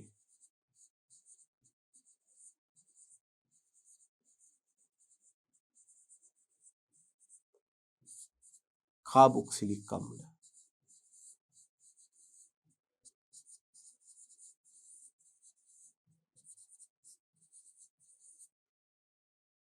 ඒ නිසා පස ආම්ලික වෙනවා. නොදිරූ කාබනික ද්‍රව්‍ය හමු වෙනවා. ඉහළ කලාපේ මැටි අනිකුත් පෝෂක සේදී ගිහිල්ලා තියෙනවා. ඒ වගේම පස මත නොදිරූ කාබනික ද්‍රව්‍ය කලාපයක් හම්බ වෙනවා. ඔන්න ඒ වගේ ක්‍රියාවන් සහිතව පස් හට ගැනීමට තමයි අපි කිව්ව පොඩ්සොලයිසේෂන් හෙවත් පොඩ්සොලීකරණය කියලා. ඒකට දැනගන්න ශ්‍රී ලංකාවේ දෙවනියාට බහුලව තියෙනවායි කියන මේ පොඩ්සොලීකරණය මගින් හැදුණු පසක් තමයි රතු කහ පොඩ්සොලික් පස කියලා කියන්නේ. රයිට්. එහෙනම් බලන්න පොඩ්සොලීකරණය නම් ක්‍රියාව මගින් සෑදී ඇති මෙම පස් කාණ්ඩය මුළු තෙත් කලාපය පුරාම උච්චත්වයෙන් ඉහළ හා පහළ සෑම ප්‍රදේශයක දක්නට ලැබෙනවා. එහෙනම් පොඩ්සොලික් පස්වල මූලික ලක්ෂණයක් තමයි තෙත් කලාපය පුරාම විසිරී පවතිනවා. මීට අමතරව අතරමැදි කලාපයේ උච්චත්වයේ වැඩි ප්‍රදේශවල මේ පස් දකින්න පුළුවන්. මෙන්න රතු කහ පොඩ්සොලික් පස් දකින්න පුළුවන් දිස්ත්‍රික්ක නැත්නම් ප්‍රදේශ රත්නපුර, කළුතර, කෑගල්ල, මාතර, මාතලේ, කුරුණෑගල, නුවරඑළිය, බදුල්ල, මහනුවර. ඊළඟට කියනවා වර්ෂාපතනයේ සාපේක්ෂව වැඩි ප්‍රදේශවල දක්නට ඇති බැවින් මේ පසේ මතුපිට පස්වල අඩංගු කැටායන ශරණය වෙලා ගිහින් තියෙනවා. ඒ නිසා මතුපිට පස බොහෝ විට ආම්ලිකයි. ඇයි හේතුව? අධික වර්ෂාව. තෙත් කලාපේ වගේ කලින් කතා කරපු රත්දුඹුරු පස් වගේ නෙමෙයි මෙයාට හොඳට වර්ෂාව ලැබෙනවා. මේ ලැබෙන අධික වර්ෂාවෙන් හින්දා මොකද වෙලා තියෙන්නේ? පසේ තියෙන කැටායන සේදිලා ගිහින් තියෙනවා. නැත්තම් මෙන්න කැටායන ශරණය වෙලා තියෙනවා. එතකොට බාෂ්මික කැටායන සේදී යාම නිසා මතු පිටපස්ස මොකද වෙන්නේ? ආම්ලික වෙනවා. ඒක ඉබේම සිදුවන දෙයක්. උච්චත්වයෙන් ඉහළ ප්‍රදේශවල ඇති මෙම පස්වල මතු පිට තට්ටුව හොඳින් තැන්පත් වූ කාබනික ස්තරයක් තියෙනවා. මොකද උෂ්ණත්වය වැඩි වෙනවා, උච්චත්වය වැඩි වෙනවත් එක්කම සමාවෙන්න උෂ්ණත්වය අඩු වෙනවා. එමගින් කාබනික පදාර්ථ වියෝජන වේගය බිඳ වැටිලා පස මත සමහර වෙලාවට නොදිරූ කාබනික ද්‍රව්‍යම තියෙන්න පුළුවන්. උච්චත්වය අඩු ප්‍රදේශවල ඇති පසේ කාබනික ද්‍රව්‍ය හා නයිට්‍රජන් ප්‍රමාණය මධ්‍යස්ථ බොහෝ අඩුයි. උච්චත්වය වැඩි ප්‍රදේශවල කාබන් නයිට්‍රජන් වැඩි. මේකේ මතු පිට පස අලු දුඹුරු පාටයි, උපපස් තමයි කහ දුඹුරු පාටට හැරිලා තියෙන්නේ. පසේ ගැඹුර මීටර්ස් 2යි 3යි. ව්‍යුහය දුර්වල මධ්‍යස්ථ කැටති ව්‍යුහය තමයි පසට ආවේනික. ජල වහනය මධ්‍යස්ථ අගයේ සිට උසස් අගය දක්වා වෙනස් වෙනවා. CN අනුපාතය 8යි 12යි. ඔක්සිකාරක කාබන් බෙදීම ඔක්සිකාරක නයිට්‍රජන්. හොඳයි. මෙම පසෙහි කැල්සියම් හා මැග්නීසියම් අඩු අතර එම නිසා බෝග වගාවේදී පසේ සාරවත් බව ආරක්ෂා කර ගැනීමට ඩොලොමයිට් සහ හුණු යොදන්නට වෙනවා. දැනගන්න ඩොලොමයිට් වල රසායනික සූත්‍රය මොකක්ද?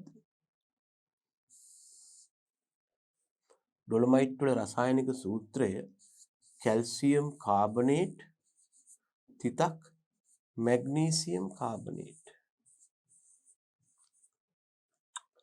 මේක අපිට දක්වන්න පුළුවන් කැමති නම් කැල්සියම්, මැග්නීසියම් කාබනේට් කියලා. එතකොට මෙයාට අපි සාමාන්‍ය විවහාරයේදී කියන්නේ ඩොලොමයිට් කියලා.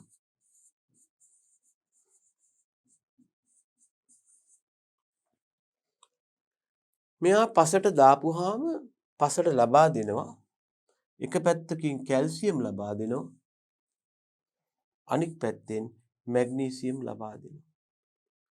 එතකොට දැනගන්න ඒ නිසා අපට මෙයා යෙදුවොත් එහෙම කැටයන් හුමාරු ධාරිතාව අඩු පස්වලට නැත්නම් කැල්සියම් හා මැග්නීසියම් ඌණ පස්වලට ඒ මගින් පසට කැල්සියම් මැග්නීසියම් ලබා දෙනවා. ඒක හොඳ ලක්ෂණයක්.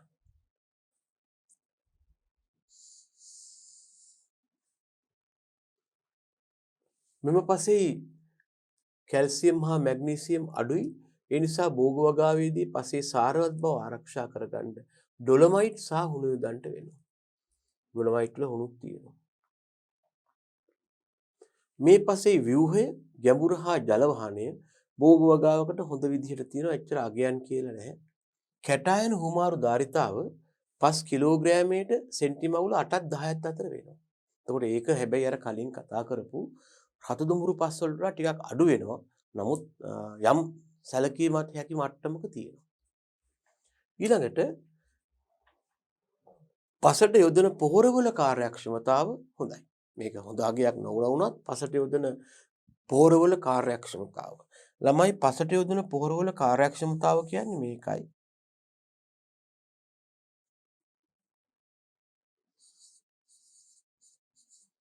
පොහොරවල කාර්යක්ෂමතාව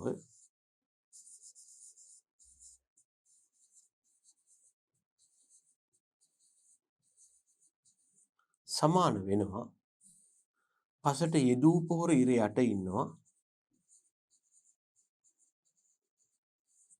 ඵලදායීව භාවිතා කළ ප්‍රමාණය උඩ ඉන්නවා.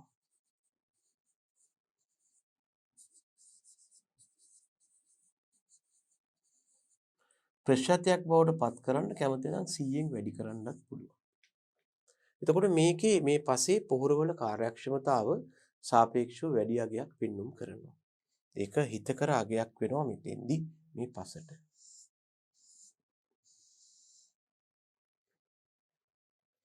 භෂ්ම සංතෘප්තිය 35ක් පමණ වෙනවා.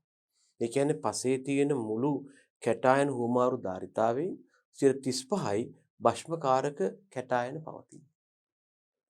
ඊළඟට පසේ වගා කරන්න පුළුවන් තේ පොල් රබර් ආදී ආර්ථික භෝග. කිසි ගැටලුවක් නැහැ. මේක පවතින තෙත් කලාපය නිසා අපිට මේ ප්‍රධාන වැවිලි භෝග තුනම වගා කරන්න පුළුවන්. පළතුරු භෝගය වගා කරන්න පුළුවන්. ඊට අමතරව කුළුබඩු. දැන් ඒක තමයි මේ පසේ ප්‍රධාන වශයෙන් මේ කුළුබඩු කියන පදයෙන් අපි අදහස් කරන්නේ අපනයන කෘෂිකර්ම භෝග. මේ පස තමයි අපේ රටේ ප්‍රධාන වශයෙන් අපනයන කෘෂිකර්ම භෝග වගා වෙන පසක් වන්නේ. කෝපි කොකෝවා එනසල් කරාමු ගම්බිරිස්. මේවා වගා කරන්නටත් මේ පස තෝරගන්නවා. ඒ වගේම තේ රබර් පොල් ආදී වගා කරන්නටත් මේ පස් තමයි හොඳ. විශේෂයෙන්ම තේ වගාවට මෙයා හරි හොඳයි. ඊට අමතරව එළවලු මල් වර්ග ආදියත් මේ පසේ වගා කරනවා. මෙන්න පස කළමනාකරණය. එකක් තමයි පසට ඩොලොමයිට් හරි හුණු හරි දානවා. ඒ මගින් බලාපොරොත්තු වෙනවා එක පැත්තකින් පසට කැල්සියම් හා මැග්නීසියම් ලබා දෙන්න. අනික පස මදක් ආම්ලික නිසා ආම්ලික පසට අපි ආම්ලිකතාව පාලනය කරන්නටත් එක්ක තමයි මේ වැඩේ කරන්නේ. හුණු යොදන්න. මේ වගින් බලාපොරොත්තු වෙනවා යම් දුරකට පාංශු ආම්ලිකතාව පාලනය.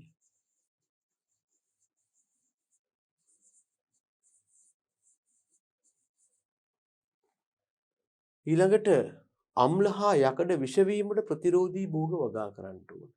මෙන්න මේ තෙත් කලාපීය පස්වල හමුවන මේ රෙඩිෂ් එහෙම නැත්නම් රතු කහ පොඩි සුලික් පසේ හමුවන ආවේනික ගැටලුවක් තමයි යකඩ විෂවීම.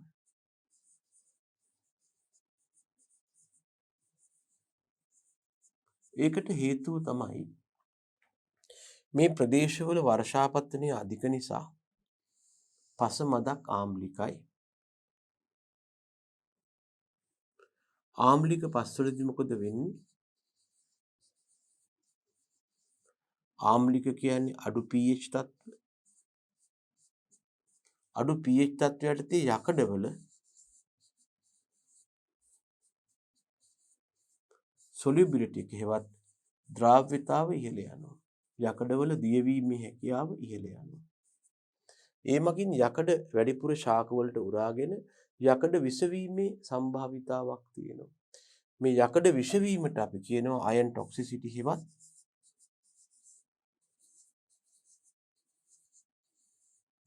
බ්‍රොන්සීන් කියලා කියනවා.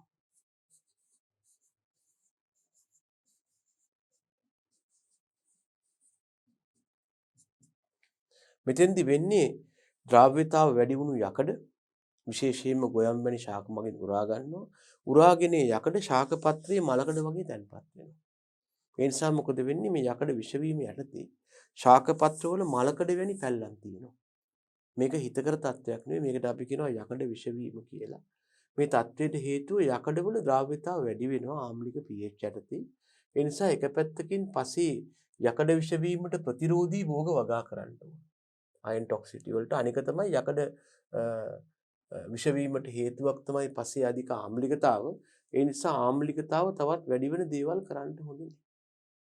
දැනගන්න පසක තියෙන ආම්ලිකතාව තවත් වැඩි වෙන්න හේතුවක් තමයි අපි පසට ඇමෝනියම් සල්ෆේට් පොහොර දානවා. අපි සලකන්නේ ඇමෝනියම් සල්ෆේට් ආම්ලික පොහොරක් වශයෙන්.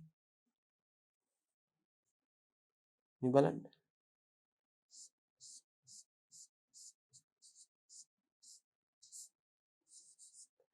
ඇමෝනියම් සල්ෆේට් පසේදී වියෝජනය වෙනවා. පසට දාපුවාම ඇමෝනියම් අයන හා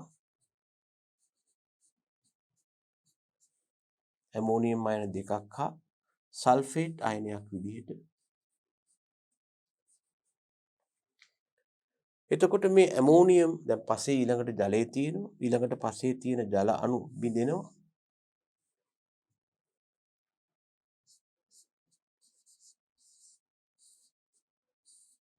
H අයන හදනවා. ඒ වගේම හයිඩ්‍රොක්සිල් හෙවත් OH ඍණ අයන හදනවා. දැන් මොකද වෙන්නේ? මේ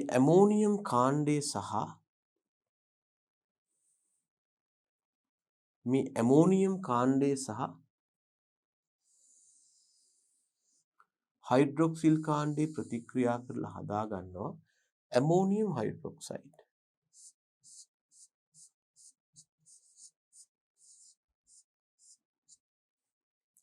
හැබැයි එයා ප්‍රබල භෂ්මයක් නෙමෙයි. එයා දුබල භෂ්මයක්. එයා විඝටනය වෙන්නේ මෙහෙමයි.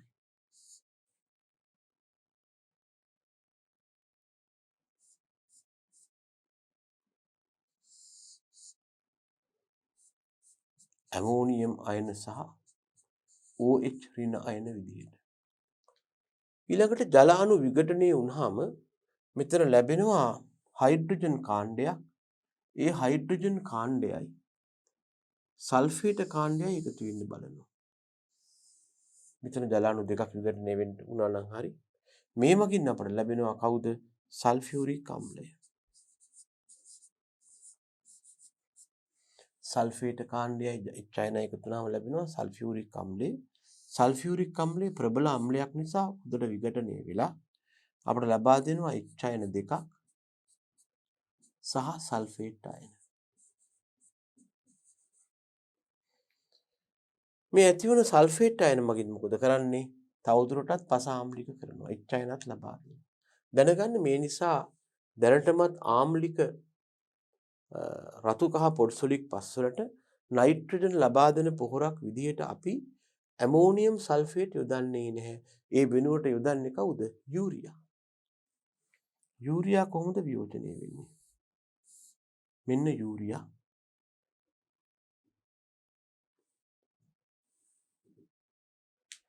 මෙන්න යූරියා CONH2 twice. යූරියා පත් වෙනවා ඇමෝනියම් කාබනේට් බවට.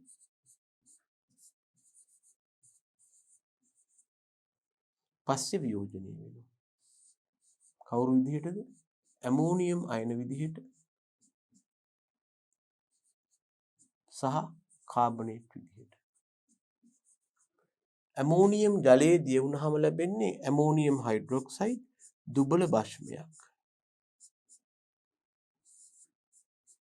කලින් වගේම තමයි. ගොඩක් විඝටනය වෙන්නේ නැහැ. සුළු වශයෙන් ඇමෝනියම් අයන සහ හයිඩ්‍රොක්සිල් අයන පමණක් ලබා දෙනවා. අනික් අතට කාබනේට් කාණ්ඩය H අයනත් එක්ක සම්බන්ධ වෙනවා.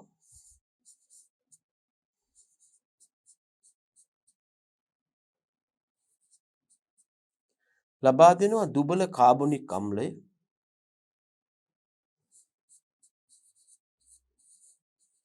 එයත් වැඩිපුර විඝටනය වෙන්නේ නැහැ. එතන ප්‍රතික්‍රියාව සම්පූර්ණයෙන් වෙනවා.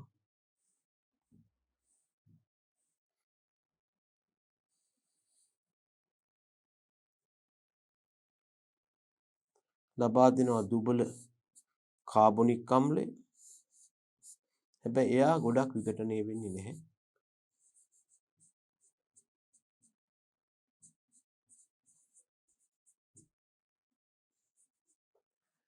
දැනගන්න ඒ නිසා ආම්ලික පසකට අපි ඇමෝනියම් සල්ෆේට් දැම්මොත් පස්සේ ආම්ලිකතාව තවත් ඉහළ යනවා.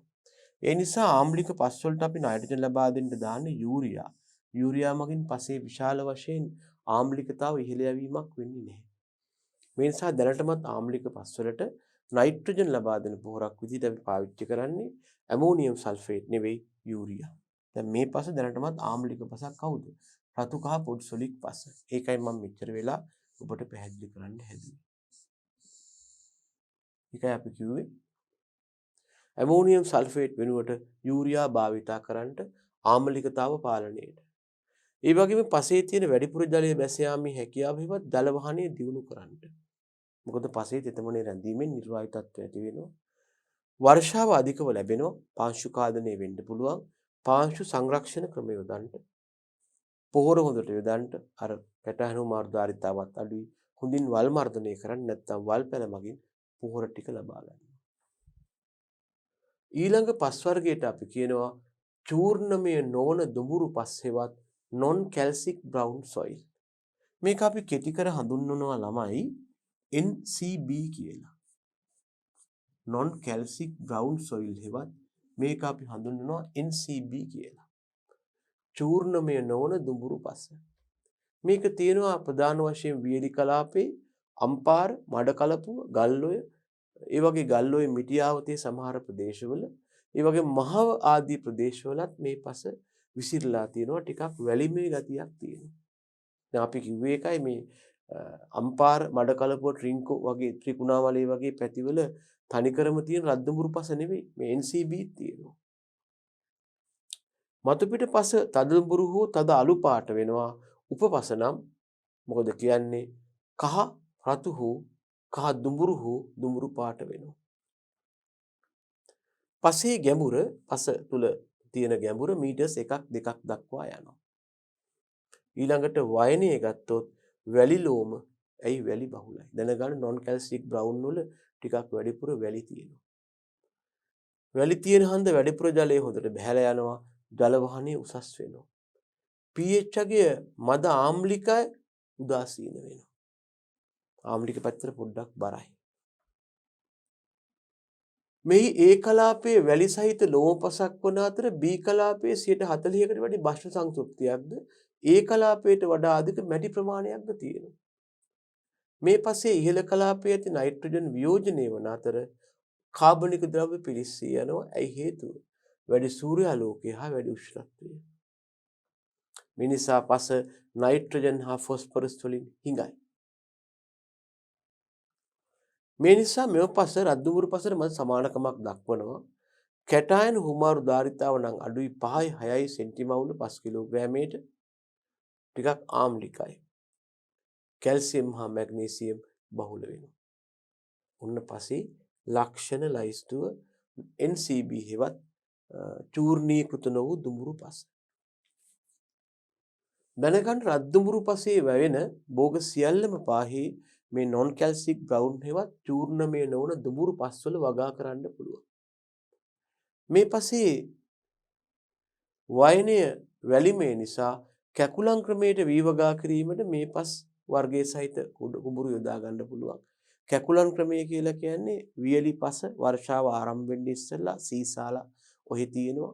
ඊළඟට අපි සීසෑමෙන් පස්සේ මේ පසට බීජ දාලා වී බීජ දාලා තුනී පස් තට්ටුවකින් වහලා බලාගෙන ඉන්නවා වර්ෂාව ආරම්භ වෙනකම්. මෙතෙන්දි වෙන්නේ මුලින්ම ලැබෙන වර්ෂාවෙන් ඉඳලා පවා භෝගයට ලබා ගන්න පුළුවන්. කැකුලන් ක්‍රමය කියලා කියන්නේ මෙන්න මේ විදිහට උපරිම ජලය සංරක්ෂණය වන ආකාරයෙන් වී වගා කළ හැකි ක්‍රමයක්. මොකද්ද කැකුලන් ක්‍රමයේදී අපි කරන්නේ? වර්ෂාව ලැබෙනකම් බල ඉන්නේ නැතුව වර්ෂා කාලයේ ආසන්න වේගන යනකොට අපි වියලි පස බුරුල් කරලා කොහොම හරි ඕකට වී බීජ එහිනවා. ඉහළ ඒ බීජ තුනී පස් තට්ටුවකින් වහලා තද්දනතු ඉන්නවා. දින කිහිපයක් ගියාම වර්ෂාව ආරම්භ වෙනවා. වර්ෂාව ආරම්භ වෙනවත් එක්කම කල්තබා පසට මේ ඉහළ තියෙන බීජ ටක් ගාලා ප්‍රරෝහණය වෙන්න පටන් ගන්නවා. බිම් සකස් කිරීමට වර්ෂාව වැය වුණේ නැහැ. ඒක මේ ලැබෙන වර්ෂාව උපරිම ඵලදායීතාවයකින් භාවිතා කරන්නේ. අපි පැරණන් හොයාගත්ත තාක්ෂණයක් කැකුලන් ක්‍රමය. ඒතර මේ පස්සේ වයනේ වැලිමේ නිසා කිසි ගැටලුවක් නැතුව හොඳට කැකුලන් ක්‍රමය යොදන්න පුළුවන්. හැබැයි ව්‍යුහය ටිකක් දුර්වලයි. ඒ නිසා පසේ සරු බව නම් ටිකක් අඩුයි. එච්චර සාරවත් පසක් නෙවෙයි මේ. රළු ස්වභාවයකින් යුක්ත වූ නොගැඹුරු පසක් තියෙන නිසා ඉක්මනින් වේල්ලා යන නිසා රද්දුවුරු පසට වඩා වැඩිපුර ජලය නම් දාන්න වෙනවා. ජල සම්පාදනය ටිකක් වැඩිපුර කළමනාකරණය කරගන්න නම් සිද්ධ වෙනවා NCB හෙවත් non calcic brown කියන පස් වර්ගය. මෙන්න පස මෙහෙවන ආකාරය ජල සම්පාදනය දැන් මෙතෙන්දී ඔය NCB වල නැත්තම් non calcic brown පස්සේ ජලය රඳවා ගැනීමේ දුර්වල නිසා මොකද කරන්නේ? අපි පස සම්පූර්ණයෙන් යටවන ආකාරයෙන් මතුපිට ජල සම්පාදන ක්‍රම යොදන්නේ නැහැ. මොකද මතුපිට ජල සම්පාදන ක්‍රමේ ලක්ෂණය තමයි මේ තියෙන පොළොව මට්ටම නම් මේක ජලයෙන් යට කරලා තියෙනවා. එකක් තමයි එහෙම ජලයෙන් යට කරලා තියන්න අපිට ජලය නැහැ. මේ වියලි කලාපීය ප්‍රදේශවල අනික තමයි එහෙම තිබ්බත් මොකද වෙන්නේ? මේ පස්සේ හොඳින් ජලය රඳවා ගන්න බෑ. ඒ නිසා ඒ වාගේ මතුපිට හෙවත් පෘෂ්ඨිය හෙවත් පස ජලයෙන් යට කරන ජල සම්පාදන ක්‍රම ගැලපෙන්නේ නැහැ. අපට නල එහෙම නැත්නම් බින්දු හෝ ස්ප්‍රින්ක්ලර් නැත්නම් විසුරුම් වගේ ටිකක් හොඳ ජල සම්පාදන ක්‍රම වලට යන්න වෙනවා. ඒ වගේම පසට හරියට පෝර දාන්න ඕන. පස ඊතරම්ම ස්වභාවිකව සරු පසක් නෙවෙයි. මේ පසටත් අපිට කියනවා කොටස් වශයෙන් පෝර යොදන්න. එහෙම නැත්නම් අපි කියනවා ආපහු ස්ප්ලිට් ඇප්ලිකේෂන් කියලා.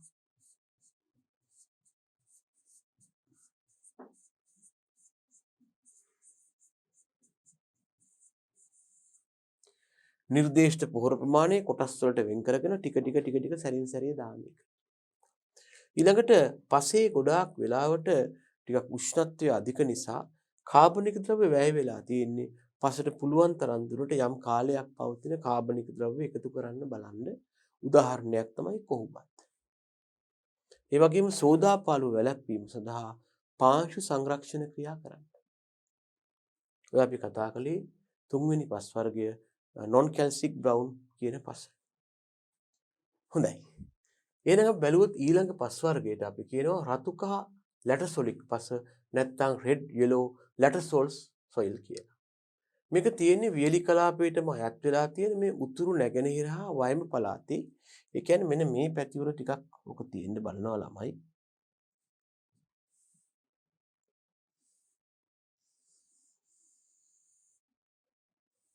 මේ මුහුදු බඩ කලාපවල වගේ.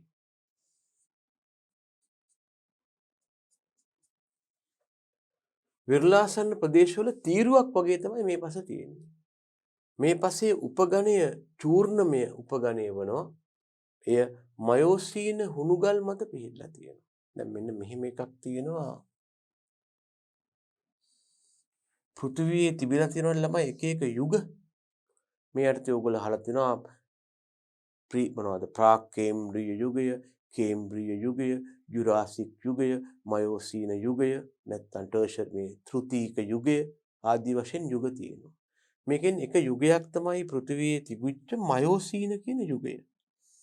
මේ පෘථිවියේ පැවති මයෝසීන යුගයේදී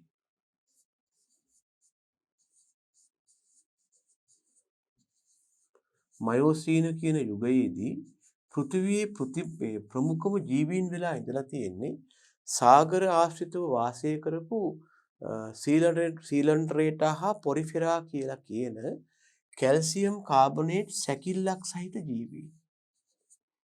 මේගොල්ලෝ අයිති වෙලා තියෙනවා ෆයිලම් සීලන්ට්‍රේටා ඒ වගේම ෆයිලම් පොරිෆෙරා කියන කණ්ඩායම් දෙකට. මේගොල්ලන්ගේ බාහිර සැකිල්ල කැල්සියම් කාබනේට්. මේගොල්ලෝ මුහුදේ තමයි වාසය කරලා තියෙන්නේ ගොඩබිම් ආශ්‍රිතව නොගැඹුරු මුහුදේ. ඔය අපි කියන පසැඟිල්ලන් ඒ වගේ කට්ටිය. ඔයකුත් ඔය සැකිලි තියෙන කට්ටිය. ස්ටාෆිෂ් කිය ගිහින් ඉන්නේ. ඒතර මොකද උනායි කියන්නේ මේ යම් හේතුවක් නිසා සාගර ජලයේ උෂ්ණත්වය අයහපත් වීමෙන් සාගර ජලයේ මේගොල්ලන්ට වාසය කරන්න බැරි වෙලා මේ සියලුම පෘථිවියේ ප්‍රමුඛව හිටපු මේ සීලන්ට්‍රේටාවන් හා පොරිෆෙරාවන් මිය ගිහින් තියෙනවා. මේක වෙලා තියෙන්නේ මයෝසීන කියන යුගයේ. ඒගොල්ලන් මිය ගිහිල්ලා ඒගොල්ලන්ගේ දේහවල තිබිච්ච මස් සහිත කොටස් දිය වෙලා තියෙනවා සාගර ජලයට. හැබැයි කැල්සියම් කාබනේට් සැකිලි තමයි ඔය මුහුදේ තැන්පත් වෙලා තියෙන්නේ කොරල් වශයෙන්. කොරල් පර වශයෙන් තැන්පත් වෙලා තියෙන්නේ ඒක තමයි. එතකොට සමහර ඒවා ගොඩබිමට සම්බන්ධ වෙලා තියෙනවා. ඒවා අපි හුණුගල් වශයෙන් ගන්නවා. දැන් ඔය යාපනයේ ප්‍රදේශයේ තියෙන හුණුගල් කියන්නේ ඒ වගේ මයෝසීන හුණුගල් තට්ටුවක්. මයෝසීන හුණුගල් කියන්නේ මයෝසීන යුගයේ වාසය කරපු සීලන්ට්‍රේටාවන් හා පොරිෆෙරාවන්ගේ දේහ තැන්පත් වීමෙන් ඇතිවෙච්ච කවච නැත්තම් හුණුගල් තමයි අපි ලබා ගන්න. එතකොට අන්න ඒ කියන මයෝසීන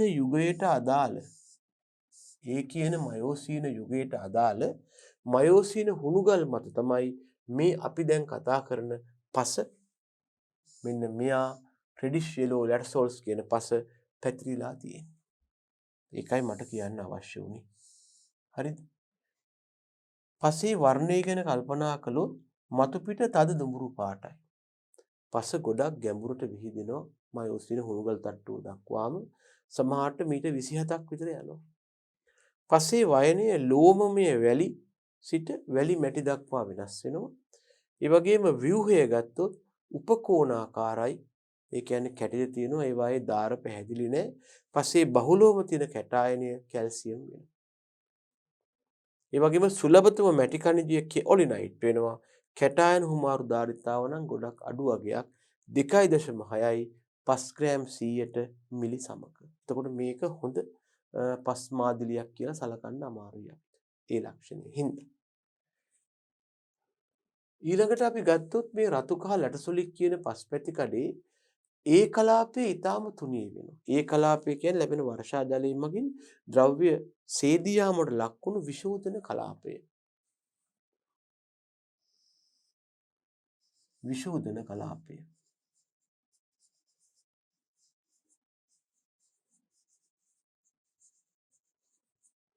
විශෝධන කලාපය ඊටාම තුනී වෙනවා. ඒක හොඳට ඒ කලාපයක් හඳුනා ගන්න පුළුවන් වෙන්නේ ඝනව වැඩුණු කැලෑ ප්‍රදේශවල විතරයි. මොකද එතකොටනේ යම් දුරකට කාබනික ද්‍රව්‍ය ලැබිලා පස ආම්ලික වෙලා ද්‍රව්‍ය සේදී යන්නේ. දැන් ඔය සමහර වෙලාවට උතුරු ප්‍රදේශයේ තියෙන වනාන්තරවල මේ පස හම්බ වෙනවා. B කලාපය ගැඹුරුයි. හැබැයි මීටර් 12ක් දක්වා යන්න පුළුවන්. මේකේ කාබනික ද්‍රව්‍ය නයිට්‍රජන්, ෆොස්ෆරස්, පොටෑසියම්, මැග්නීසියම් ඊටාම අඩුයි. මේ ලැටසොලික් පසේ. මද ආම්ලික පසක් හැබැයි හොඳ ජල වහනයක් සහ මනා වාතාශ්‍රයක් හොඳට වාතයේ සංසරණය වෙනවා. මොකද වැලිමේ තත්වයක් තියෙනවා. ඊළඟට කියනවා භූමියේ ඉහළ ප්‍රදේශවල රතු කහ ලැටසොල් පස ප්‍රධාන වශයෙන් රතු පැහැයක් ගන්නවා. ඒකට අපි කියනවා රතු ලැටසෝල් කියලා. දැන් මෙහෙම අපි බෑවුමක් ගත්තාම ඔය කතා කරන්නේ ඒකයි. තේරුම් ගන්න. මේ වගේ බෑවුමක් විදිහට භූමියක් තියෙන තැනක් ගත්තොත් මෙතනක් තියෙන්න පුළුවන් මේ ලැටසොලික් පස මෙතනක් තියෙන්න පුළුවන් ලැටසොලික් පස. දැන් භූමියේ ඉහළ ප්‍රදේශවල තියෙන එක්කෙනා රතු පාටින් වැඩි මොකද මේකේ තියෙන යකඩ ඔක්සිකරණය වෙන හින්දා ඒකට අපි කියනවා රතු ලැටසෝල් කියලා. එයාගේ වාතයේ හොඳට තියෙනවා ජලය නැහැ. ඉවත් වෙනවා. ඒ වගේම භූමියේ පහළ මට්ටම් වලදී එච්චර උසස් ජල වහනයක් නැහැ. ජලය රැඳෙන්න බලනවා. ඒ නිසා අපිට ලැබෙන්නේ කහ ලැටසෝල්. එයා ටිකක් කහ පාටට බරයි.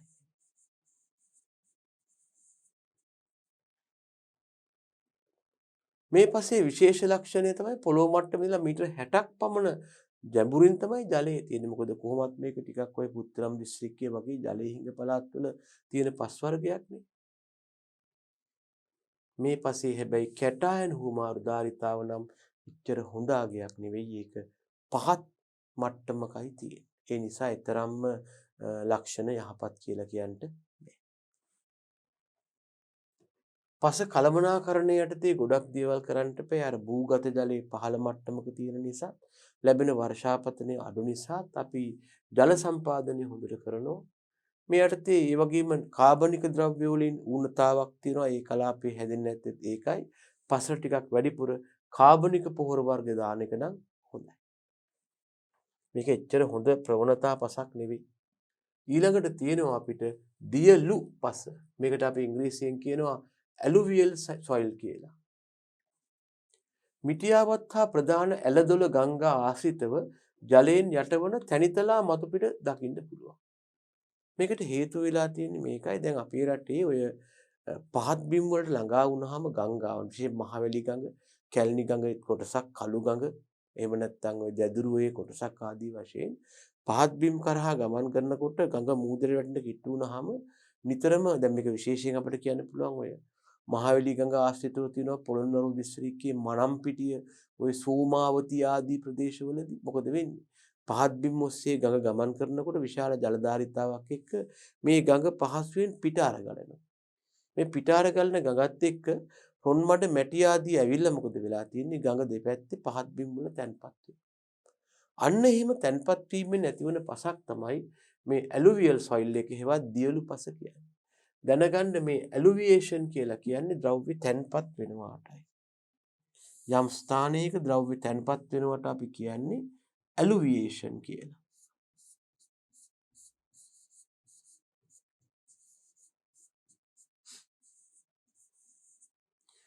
යම් ස්ථානයක ද්‍රව්‍ය තැන්පත් වීම හෙවත් ඇලුවියේෂන් කියන ක්‍රියාව මගින් හටගත් පස ඒ අනුව ඇලුවියල් පස කියලා හඳුන්වන්න පුළුවන් අපිට. මේක සිද්ධ වෙන්නේ ගංගා ආදී පිටාර ගැලීමට සමාන්තරවයි. හරිද? ඒක තමයි ඒ කියලා තියෙන්නේ.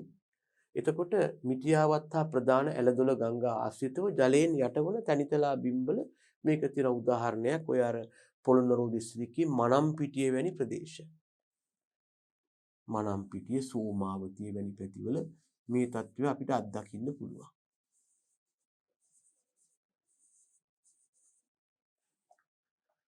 ශ්‍රී ලංකාවේ ගංගා නිම්න ආශ්‍රිත සෑම ප්‍රදේශයකම මේක හම්බ වෙනවා.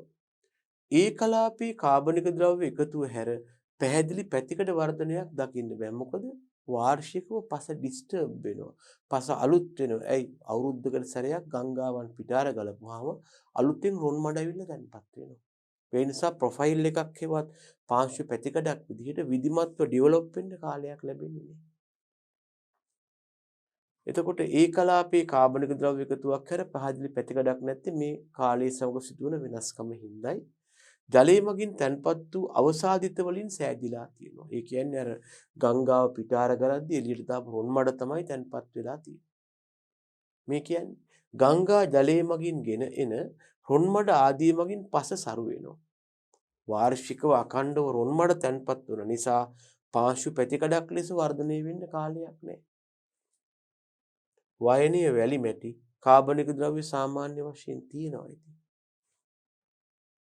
මේක ඔය දැන් කලින් කතා කරපු දියලු පසේ මේක තියෙනවා සෝදාපාලුවට ප්‍රතිරෝධය අඩුයි, පොහොර රැඳීමේ හැකියාව ඒ කියන්නේ මෙයාගේ සෝදාපාලුවට ප්‍රතිරෝධය අඩුයි, පොහොර මධ්‍යස්ථ වශයෙන් පසේ රැඳෙනවා. ඒ වගේම ජලයේ රඳවා ගැනීමේ හැකියාව වයනයේ වැලි පැත්තේ නම් අඩුයි, වයනයේ මැටි පැත්තට නම් වැඩි. pH එකේ වෙනස් වෙන සුළු වෙනවා. මොකද නිතරම වෙනස් වෙන පසක්. ජල වහනේ දුර්වලයි. මොකද ගංගාශ්‍රිත පහත් බිම් වල තියෙන. විභව භාවිතයටදී මේ පසේ වී වගා කරන්න පුළුවන්. මේක විශේෂයෙන්ම ජලයෙන් යට වෙලා තියෙන නිසා ඔය වී එළවලු වල වර්ග ශ්‍රේෂ්ඨ භෝග වලට විශේෂයෙන්ම වී හා වෙනත් ජලකාමී භෝග වලට කොහිල වගා කරන්න, කංකුම් වගා කරන්න වගේ මේ පස යෝග්‍ය බව තමයි කියවෙන්නේ. අවසාන පස් වර්ගයට අපි කියනවා දිය සිලු පස හෙවත් low humic clay soil එක නැත්නම් LHG කියලා. දැනගන්න විශේෂයෙන්ම වී වගාව සඳහා වැඩි ප්‍රවණතාවක් තියෙන පසක් තමයි මේ LHG එක. මේක වැඩිපුරම පාවිච්චි කරන්නේ වී වගා කරන්න. ලංකාවේ සාමාන්‍යයෙන් පහත් උච්චත්වයෙන් යුත් ප්‍රදේශවල විශේෂයෙන් වියලි කලාපේ හමු වෙනවා. මේක සමහරු කියනවා මේක LHG soil is embedded with RBE කියලා. ඒ වෙලා තියෙන්නේ මේකයි. බොහෝ විට දැන් ওই වියලි කලාපේ තියෙනවනේ ළමයෝ පොළවේ තියෙනවා නැත්නම් පසේ තියෙනවා තරංගාකාර ස්වභාවයක්. වියලි කලාපේ තියෙන්නේ මෙන්න මේ වගේ තත්වයක්. උහුම කන්දක් තියෙනවා ඊළඟට උහුවම බෑවුමක් තියෙනවා. ඇවිල්ලා ආයෙත් උහුවම කන්දක් තියෙනවා. එතකොට මේ අපි ගමක් කියලා කියන්නේ වියලි කලාපේ මෙන්න මෙතන ඉඳලා මේ වගේ දුරක් වෙනවා. වියලි කලාපයේ ඉහළම ප්‍රදේශවල තියෙන්නේ උසස් ජල වහනයේ යටතේ රතු දුඹුරු පස. අර කිව්ව ලක්ෂණ තියෙන වියලි කලාපයට ආවේනික රතු දුඹුරු පස් තමයි මේ වගේ ඉහළ ප්‍රදේශවල තියෙන්නේ. හැබැයි වියලි කලාපයේ මේ පහළම ප්‍රදේශයේ ජල වහනයේ දුර්වලයි. දැන් වැවකුත් තියෙනවනේ මේ හරියේ. වැවට පහළින් කුඹුරු යායේ තියෙන්නේ නැත්නම් වතුර ගන්න බෑනේ ගුරුත්වය යටතේ. ඒතර වැවටත් පහළින් තියෙනවා නිතරම ජල වහනයේ දුර්වල වෙලා වගුරක් වශයෙන් පවතින පසක්. මෙන්න මේකට තමයි අපි කියන්නේ LHG හෙවත් low humic clay soil එක හෙවත් පහත් humic clay පස කියලා. මේක ගොඩක් වෙලාවට එම්බෙඩ් වෙලා සම්බන්ධ වෙලා බැඳිලා ඉන්නවා කා එක්කද වියලි කලාපයේ රතු දුඹුරු පසත් එක්ක. මේ දෙන්නම එකට තමයි බොහෝ විට සම්බන්ධ වෙලා තියෙන්නේ. හරිද? ඒකයි මේ කියවෙන්නේ.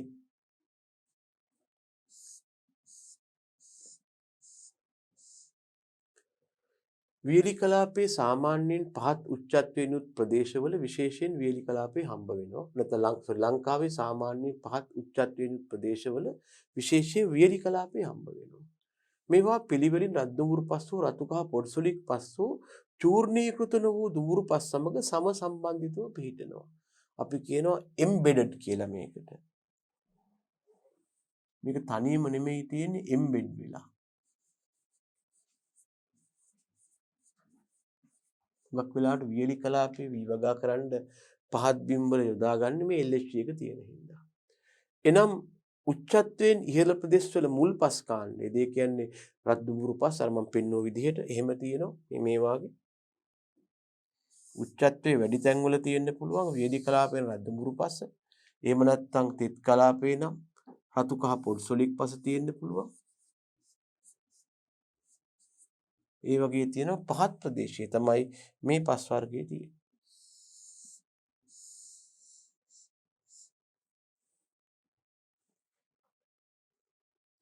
එනම් උච්චත්වයෙන් ඉහළ ප්‍රදේශවල මුල් පස් කාණ්ඩයේද උච්චත්වයේ අඩු ස්ථානවල මේ දියසුළු පසත් හමු වෙනවා. දියසුළු කියන්නේ මේ පසට තමයි. මෙලෙස පහත් බිම් වලට සීමා වීම නිසා ජල වහනයේ දුර්වලයි. වැඩිපුර ජලය රැඳෙනවා නිතරම. සමහර විට අසම්පූර්ණ ජල වහන තත්ත්ව. මොකක්ද අසම්පූර්ණ ජල වහනය කියන්නේ? සමහර අවස්ථාවලදී සමහර වසරේ හෝ දිනයේ කාලවලදී ජල වහනය උසස්. වතුර බැහැලා යනවා. සමහර වෙලාවට ආපහු භූ ජල මට්ටම ඉහළ ගිහිල්ලා ජල වහනය දුර්වල වෙනවා. මාරුවෙන් මාරුවට භූගත ජල මට්ටම ඉහළ පහළ ගමන් කරන කලාපයේ තියෙන පස් වලට අපි කියනවා soils with incomplete drainage. අසම්පූර්ණ ජල වහනය සහිත පස් කියලා කියනවා. පෝෂක තැන්පත් වීම හා මැටි බහුල වීම නිසා හැබැයි හොඳ කැටායන හුමාරු ධාරිතාවයක් තියෙනවා. ඒකට හේතුව පල්ලෙහාටම ඔක්කොම ගහගෙනලා තැන්පත් වෙනවා. වර්ණය ගත්තාම සාමාන්‍යයෙන් අලු පාට ඉඳලා තද අලු දුඹුරු පාටක් ගන්නවා. මේ අලු පාටට හේතුවක් තමයි මේ පස්වල අඩංගු වෙලා තියෙන ඇලුමිනියම් හා මැංගනස්.